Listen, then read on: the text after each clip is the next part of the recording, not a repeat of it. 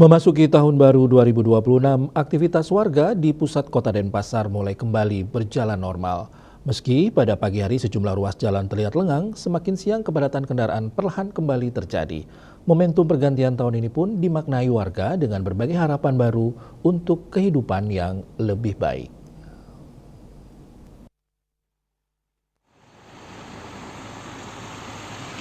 Tepat di hari pertama tahun 2026, sekitar pukul setengah 9 pagi, sejumlah ruas jalan di pusat kota Denpasar tampak lengang. Kondisi ini terlihat di kawasan jalan-jalan sibuk seperti Jalan Gajah Mada, Jalan Sutomo, Jalan Wahidin, Jalan Tamrin, hingga Jalan Gunung Agung.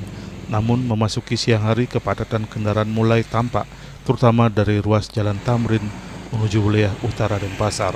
Arus lalu lintas perlahan kembali ramai, menandai dimulainya aktivitas warga setelah perayaan malam pergantian tahun. Di balik aktivitas tersebut, warga Denpasar memaknai tahun baru 2026 dengan harapan dan doa akan kehidupan yang lebih baik. Sejumlah warga berharap tahun ini membawa keberkahan, kedamaian, serta menjauhkan Bali dari berbagai bencana. Harapannya semoga baik-baik, sehat, rezeki dilancarkan, dan Bali dijauhkan dari bencana.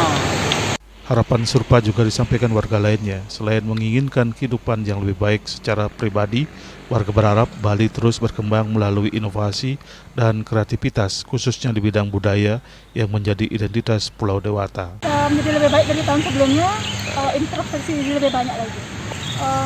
Pulau Bali tercinta, semoga semakin banyak inovasi dan kreativitasnya terkait budaya terutama.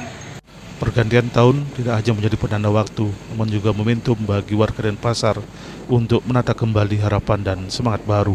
Dengan optimisme di awal tahun 2026, masyarakat berharap Bali tetap aman, damai, dan terus tumbuh sebagai daerah yang berbudaya dan berdaya saing. Indrawan, Bali TV.